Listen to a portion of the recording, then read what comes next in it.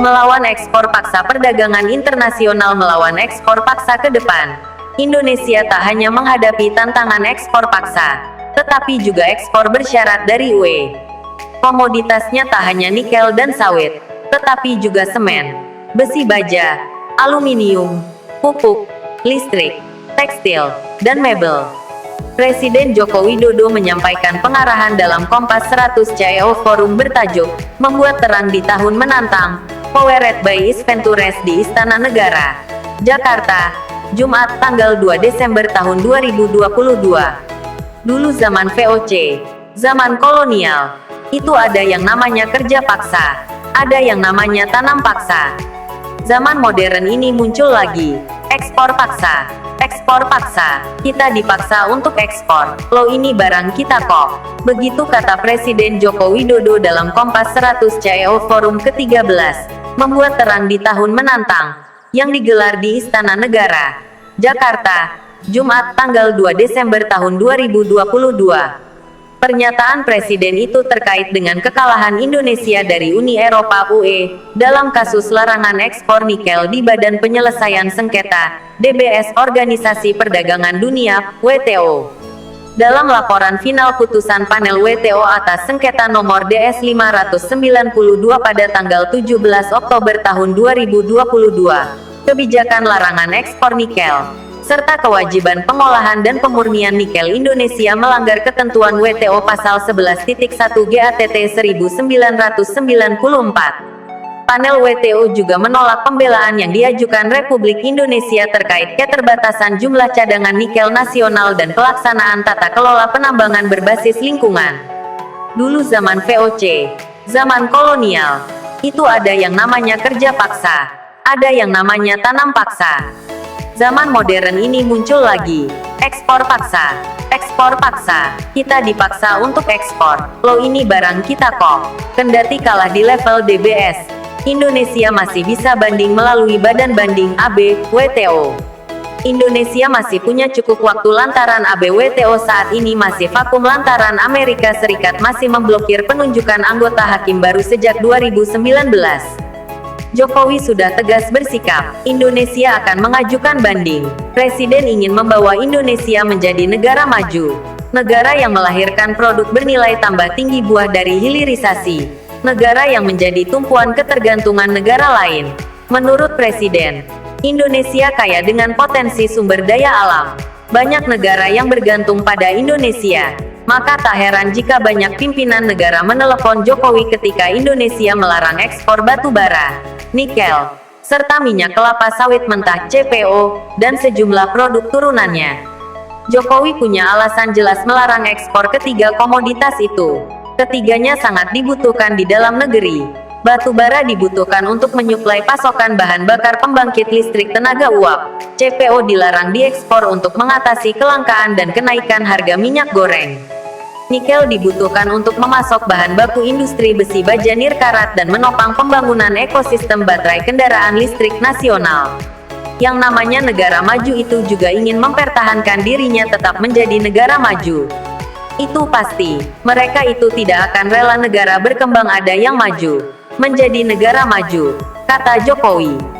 Yang namanya negara maju itu juga ingin mempertahankan dirinya tetap menjadi negara maju. Itu pasti, mereka itu tidak akan rela negara berkembang ada yang maju, menjadi negara maju. Indonesia melarang ekspor biji nikel sejak awal 2020. Badan Pusat Statistik mencatat, dalam periode 2020 Agustus tahun 2022, ekspor biji nikel Indonesia memang turun drastis.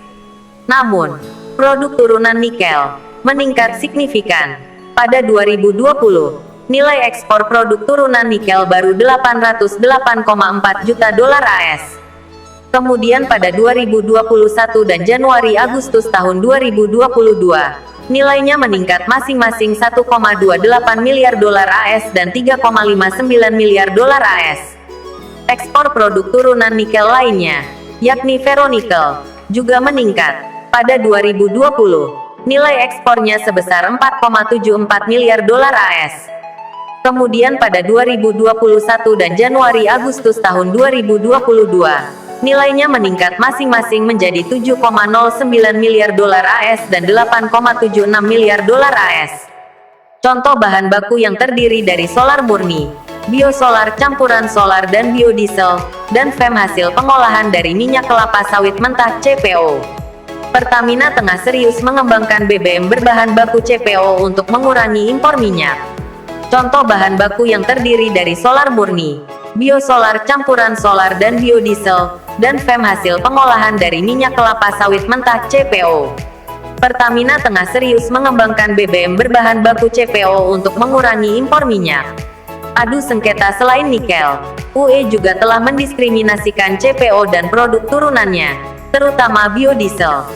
UE mencoret komoditas ekspor utama Indonesia itu dari daftar energi baru terbarukan demi merealisasikan kebijakan arah energi terbarukan RED II. Indonesia pun melawan. Pada akhir 2019, Indonesia menggugat UE atas diskriminasi itu di DBSWTO.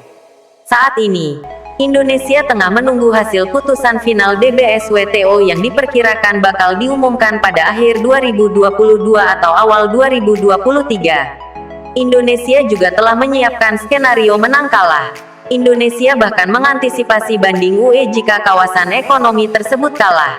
Indonesia akan menghindari banding UE melalui Multi-Party Interim Appeal Arbitration Arrangement (MPIA). MPIA merupakan salah satu alternatif banding yang diinisiasi UE dan negara-negara pendukungnya sehingga dikhawatirkan akan lebih mengakomodasi kepentingan UE. Selain itu, Indonesia tidak memiliki keleluasaan memilih arbitrator di luar 10 arbitrator yang telah tergabung dalam MPIA. Namun, jika Indonesia kalah, Indonesia akan banding ke DBSWTO. Selain banding, ada skenario lain yang bisa dilakukan Indonesia, yakni melalui mekanisme mutually agreed solution atau mencari dan menyepakati solusi bersama yang saling menguntungkan. Selain banding, ada skenario lain yang bisa dilakukan Indonesia, yakni melalui mekanisme mutually agreed solution atau mencari dan menyepakati solusi bersama yang saling menguntungkan.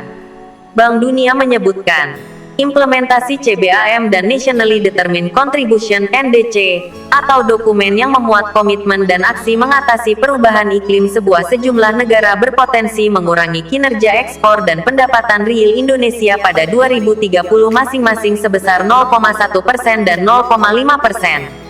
Sumber: Bank Dunia menyebutkan, implementasi CBAM dan Nationally Determined Contribution (NDC) atau dokumen yang memuat komitmen dan aksi mengatasi perubahan iklim sejumlah negara berpotensi mengurangi kinerja ekspor dan pendapatan real Indonesia pada 2030 masing-masing sebesar 0,1% dan 0,5%. Sebenarnya Indonesia dan UE juga memiliki forum emas untuk ngobrol bersama merampungkan adu sengketa itu. Forum itu adalah Forum Negosiasi Perjanjian Kemitraan Ekonomi Komprehensif Indonesia dan Uni Eropa (IEU-CEPA). Melalui forum itu, Indonesia dapat meminta komitmen UE untuk berinvestasi meningkatkan nilai tambah komoditas mentah Indonesia, termasuk nikel. Adu atau perang sengketa ini masih akan berlanjut ke depan. Bahkan, tensinya bisa jadi bertambah tatkala UE mulai menerapkan RED III, skema tarif preferensi umum plus GSP plus mekanisme penyesuaian perbatasan karbon (CBAM), dan e-paspor produk digital produk paspor. Komoditasnya tak hanya nikel dan sawit, melainkan juga semen, besi baja, aluminium, pupuk, peralatan listrik, tekstil dan produk tekstil, serta mebel dan kerajinan.